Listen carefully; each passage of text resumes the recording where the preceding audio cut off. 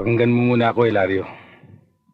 Ang sabi mo, pagkatapos ng ginawang pagtanan ni Noring sa iyong anak, hindi na siya karapat-dapat sa iyong kalinga. Sa iyong pagmamahal.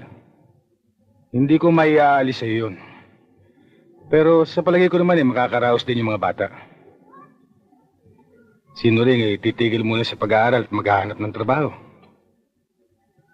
Si Lilia man gayon din, mamamasukan muna siya. Ano mo mamasukan?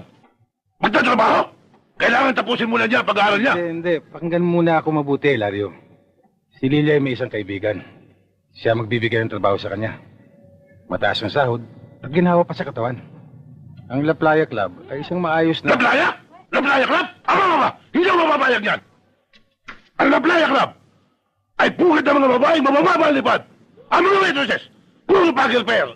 Paano ko nalaman yan? Ha? Alam ng kahit na sino yan? Hindi ko